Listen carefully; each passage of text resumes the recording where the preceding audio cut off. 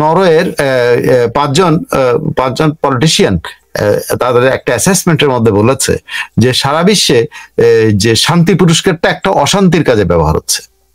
তারা 4-5টা দেশের উদাহরণ দিয়ে বলছে যে এই 4-5টা দেশের শান্তি পুরস্কার পাওয়া লোকগুলি সমস্ত অশান্তি এবং জেনোসাইডের পর্যন্ত জড়িত, এবং সর্বশেষ তারা ওই লিস্টের মধ্যে ইউনূস সাহেবের নাম উল্লেখ করেছে। আপনি যখন ফ্রান্সের পলিটিশিয়ানরা যখন এটা আপনার ইউনূস সাহেবকে যখন তাদের এরকম একটা ব্যক্তি হিসাবে, একটা খারাপ লোক হিসাবে চিহ্নিত করে একটা লিস্ট করে যে সে বাংলাদেশে মানবাধিকার লঙ্ঘন করছে, যারা মানবাধিকার এই নরওয়েটর এরা মানবাধিকারটাকে খুব গুরুত্ব দেয়, সে মানবাধিকার লঙ্ঘন করার দায়ে তাকে অভিযুক্ত করে, তখন আপনি নরওয়ের সাথে আপনি সম্পর্ক ঠিক আছে বলেন? ঠিক নাই। আপনি নরের সাথে এর আগে সম্পর্ক হচ্ছে টেলিনরের যে বাংলাদেশে তো ধরনের যে গ্রামীণ, হ্যাঁ, উনি চেষ্টা করেছিল যে টেলিনর কিন্তু চাচ্ছিল যে গ্রামীণের সাথে যদি আন্তর্জাতিক স্যাটেলাইটের মাধ্যমে যে ইন্টারনেটটা দেওয়া হয় সেটা ইউরোপের একটা কোম্পানি হয়েছে, সেই ইউরোপের কোম্পানি থেকে তারা এই সংযোগটা, আর আপনি একদম নিজে পার্সোনালি গিয়ে চেষ্টা করলেন কার সাথে? ইলন মাস্কের সাথে, স্টারলিংকের সাথে গ্রামীণ ফোনের আপনি ব্যবসা করার জন্য আপনি চেষ্টা করলেন। চেষ্টা করে আপনি কি করলেন? টেলিনরকে রাগালেন, এটা নরওয়েকে রাগালেন। এতে আপনার অবশ্যই কূটনৈতিক ভাবে আপনি ক্ষতিগ্রস্ত। দ্বিপক্ষীয় প্রথম সফরটাকে আপনি বেছে নেবেন যে দেশটা বাংলাদেশের মুক্তিযুদ্ধের বিরোধিতা করেছে, এরকম একটা দেশ দ্বিপক্ষীয় সফরের জন্য বেছে নেওয়াটাই তো আপনি বুঝতে পারেন যে সম্পর্কের ক্ষেত্রে উনি রিসেট বাটন চাপ দেওয়ার চেষ্টা করছেন। এখানে ভারতের কি আগ্রহ, ভারত আমাদেরকে কিভাবে দেখে, এটা কোনো ইস্যু না, ভারতে যেতেই হবে এটা কোনো। আরো বহু দেশ আছে যারা আমাদেরকে, ব্রিটেন আছে, হ্যাঁ, ব্রিটেনে আপনি একটা দ্বিপক্ষীয় সফর অর্গানাইজ করে যেতে পারতেন, আপনি ভুটানে যেতে পারতেন, আপনি যে দেশটা প্রথম আমাদেরকে সেখানে যেতে, আজ দরকার নেই আপনি সেখানে যাওয়ারও দরকার নেই। মুক্তিযুদ্ধে আমাদেরকে সমর্থনকারী এবং আমাদেরকে অ্যাক্টিভলি সমর্থনকারী ব্রিটেনে তো আপনি যেতে পারতেন, ঠিক আছে?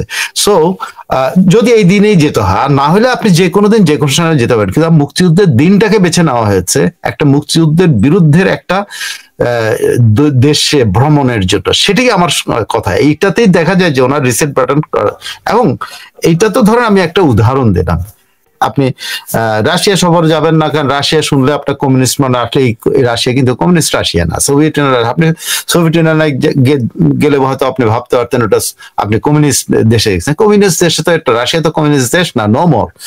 বাট রাশিয়া তো আমাদের মুক্তিযুদ্ধের দ্বিতীয় শক্তি, যদি আপনি ধরেন দ্বিতীয় শক্তি। এই রাশিয়ার কাছে তো উনি রাশিয়াও ভ্রমণ করতে পারতেন, ঠিক আছে, করেন নাই, সেটা কোনো সমস্যা না। আমি ভ্রমণটা নিয়ে কিন্তু আপত্তি করছি না, মুক্তিযুদ্ধের স্বাধীনতা দিবসের দিন যে ভ্রমণটা চীনকে বেছে নেওয়া আছে এটাতে আমার আপত্তি আছে। এবং রাশিয়ার সাথে উনি কি করেছেন? রাশিয়ার সাথে উনি সম্পর্কটা অলমোস্ট কি বলে একেবারে তলানিতে নিয়ে পৌঁছাইছেন। কি ঘটনা আপনি দেখেন, রাশিয়া বাংলাদেশের প্রথম পারমাণবিক বিদ্যুৎ প্রকল্প বা রূপপুর পারমাণবিক বিদ্যুৎ কেন্দ্র স্থাপন করছে। সেটা রাশিয়ার সাথে এই বিদ্যুৎ কেন্দ্র স্থাপন, পারমাণবিক বিদ্যুৎ স্থাপন করতে হয়তো আগে সরকারের চুক্তি দেবে, কিন্তু এই ধরনের প্রকল্পগুলি কিন্তু 7, 8, 9, 10 বছর পর্যন্ত লাগে। তো 10 বছর পর্যন্ত তো কোনো সরকার থাকার কথা না, চেঞ্জ হওয়ারই কথা। সো রাশিয়া তো সেই কোন সরকারকে ওইটা সহায়তা করেন, ওটা বাংলাদেশের সাথে সে চুক্তিটা করেছে। এখন আপনি কি করেছেন? আপনি করেছেন যে রাশিয়ার সাথে সম্পর্কের অবনতি ঘটিয়েছেন ওই চুক্তিটাকে ঘিরেই। কেমনে? প্রথমত তো রাশিয়ার যে পাওনা টাকা পয়সা সেগুলো দেওয়ার ক্ষেত্রে গড়িমসি করছেন। দ্বিতীয় যেটা সবচেয়ে শক্তিশালী সেটা হলো আপনি রাশিয়ার যে প্রতিষ্ঠানটা, যে সরকারি প্রতিষ্ঠান রোসাটম এখানে বিদ্যুৎ কেন্দ্র, সেই রোসাটমকে সাথে জড়িয়ে আপনি একটা দুর্নীতির অভিযোগ করেছেন যে এত কোটি ডলারের একটা প্রজেক্ট, তার অর্ধেকই দুর্নীতি করা হয়েছে, ওভার ইনভয়েসিং করা হয়েছে। তার ওভার ইনভয়েসিং যখনই করে তখন এটার সাথে তো যারা এটা ইমপ্লিমেন্ট করছে তারা সম্পর্কিত হয়ে যায়। তারপরে ধরেন যে ঘুষ দেওয়ার কথা হয়েছে, যে ওনাদেরকে এই প্রজেক্টটা পাওয়ার জন্য ঘুষ দেওয়া হয়েছিল, সেটা একটা পরিবারকে ঘুষ দেওয়া হয়েছে বলা হচ্ছে। এটা আমাদের দুর্নীতি দমন কমিশনের মাধ্যমে কিন্তু এগুলি করা হচ্ছে। দুর্নীতি দমন কমিশনকে সামনে রেখে একটা ঢাল তলোয়ারের মতো রেখে এই অভিযোগগুলা করা। এতে কি হয়েছে? এতে রোসাটম প্রতিবাদ জানিয়েছে, রাশিয়ান দূতাবাস এটা আপত্তি করেছে, এবং পুরা রাশিয়ান সরকার বাংলাদেশের এই বর্তমান সরকারের এই অভিযোগগুলোকে উড়িয়ে দিয়েছে। উড়িয়ে দিতে যে কোনো একটা অভিযোগ দিতে পারে, অভিযোগ আপত্তি করতে পারে, উড়িয়েও দিতে পারে, কিন্তু ঘটনা কি? ঘটনা হলো আপনি রাশিয়ার সাথে সম্পর্ক খারাপ করেছেন। আপনি যদি আমার বিরুদ্ধে, আপনি আমার বিরুদ্ধে যদি একটা অহেতুক অভিযোগ আনেন, হ্যাঁ, যেটা ভিত্তি নাই, এমন যদি হয়, তাহলে আমি আপনার সাথে সম্পর্ক রাখবো না।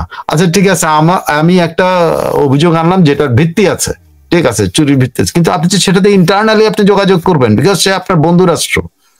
যেহেতু আপনার বন্ধু রাষ্ট্র, এরকম কোন লেনদেন হলে তো বন্ধু রাষ্ট্র আপনাকে হেল্প করার কথা, তাই না? তো আপনি তো সেটা না করে আপনি কি করলেন? আপনি নিজের মুখে বললেন, অন্যদের দিয়ে বলালেন, প্লাস দুর্নীতি দমন কমিশন দিয়ে বলালেন। বলাই কি করছেন? আপনি রাশিয়ার সাথে আপনার সম্পর্কটা, ভবিষ্যতের সম্পর্ক, আজকে রূপপুর পাওয়ার প্ল্যান্টের বলে যে এটা কিছুদিন ওনার সাথে নাকি রোসাটমের কথা হয়েছে, এইসব বলছে। শুনে আমি যতটুকু জানি, রোসাটমের সাথে যত কথা, রোসাটম তার হয়েছে। আমি আর উদাহরণ বাংলাদেশ ইন্ডিয়া নিয়ে কথা বলে আমার আর কোন সময় নষ্ট করতে চাই না, কারণ আপনার নিশ্চয়ই অনেক কথা আছে, আমি অনেকক্ষণ কথা বললাম। একজন দর্শক প্রশ্ন রেখেছেন আপনার কাছে যে চায়নায় গিয়ে উনি যে গায়ে পড়ে যেগুলো করছেন, এগুলো ভারত কোন ধরনের নিষেধাজ্ঞা দিতে পারে কিনা? না, এই ধরনের আমি কোন রকম কূটনৈতিক সম্ভাবনা আমি দেখি না। এটা এটা এটা এরকম ভারত এতটা অ্যাগ্রেসিভ হবে এবং কারণ হলো এখন পর্যন্ত ইউনূস সাহেব যেটা হচ্ছে, এখন পর্যন্ত উনি প্রাইভেট ট্যুরে আছেন, ঠিক আছে, প্রাইভেট ট্যুরে অনেক কি করবেন না করবেন এটা ভারতের ব্যাপার না। ভারত তখন একটা কনসিডারেশন নেবে যখন 28 বা কত তারিখ, 28 বা 29 তারিখে উনি যখন শির সাথে কথা বলবেন, সেখানে কি কি হয় তার উপরে। এই বোয়া সম্মেলন নিয়ে ভারত কিছুই করার কোনো সম্ভাবনা নাই, কারণ এটা প্রাইভেট। একটা ডোনাল্ড ট্রাম্প নাকি ইউনুসকে অভিনন্দন স্বাগত জানিয়ে তার সাথে সম্পর্ক জোরদার করার আহ্বান জানিয়েছেন। এটি কোন নিউজ কোথাও আমরা দেখেছি? আমি দেখি নাই, আমি এরকম কোন খবর শুনি নাই। যিনি প্রশ্ন করেছেন তিনি কি একটু দয়া করে, আমি ধরুন আমার হয়তো 1-1.5 মিনিট লাগবে চেক, উনি কি দয়া করে কোন সোর্সের নামটা যদি উনি দেন। উল্লেখ নাই, পরিচয়টা বিডি গ্লোবাল 25, ওনাকে রিকোয়েস্ট করেন যে উনি যদি এই তথ্যটা দিতে পারে, আমরা এই মুহূর্তেই চেক করে কথা বলতে পারবো। আচ্ছা, আরেকটা আছে বার্মা একটা, কি বার্মা একটা আমেরিকা যেটা চাচ্ছে, এটা নিয়ে বাংলাদেশ বার্মা একটা অনেক পুরনো বিষয়, এটা দ্বিতীয় মহাযুদ্ধ শেষ, সেই অ্যাক্ট, ওটা এখন অলমোস্ট ইনঅ্যাক্টিভ অ্যাক্ট।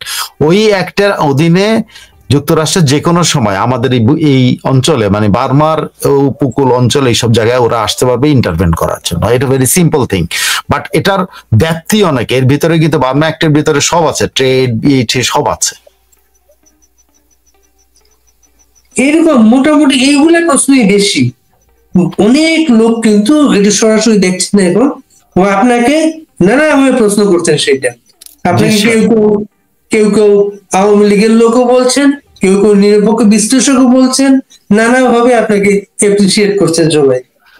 না ঠিক আছে, কিন্তু আওয়ামী লীগ যারা বলছেন আমি আওয়ামী লীগের লোক, তাদের বলা উচিত আমি আওয়ামী লীগের পক্ষে কি কথা বলে, বা আওয়ামী লীগ নিয়ে কি করছে, বা আমি আওয়ামী লীগের বিরুদ্ধে কি বলছি, এগুলা একটু স্পেসিফিক বললে আমি খুব খুশি হবো, আমি উত্তর দিতে কোনো আপত্তি নেই। আমি তো ভাই আমি একটা কমেন্ট দেখছি আমার সম্পর্কে, একজন নিশ্চয়ই উনি আমাকে চিনেন, না চিনলে উনি না চিনে এরকম একটা কমেন্ট করতো না, যেটা আমি আমার এক ধরনের একটু হোঁচট খাওয়ার মতো। উনি বলেছেন যে আমি একজন টাউট। তো আমি অনুরোধ করব যে প্লিজ, টাউট শব্দটা অনেক বড় ব্যাপক, আমি কি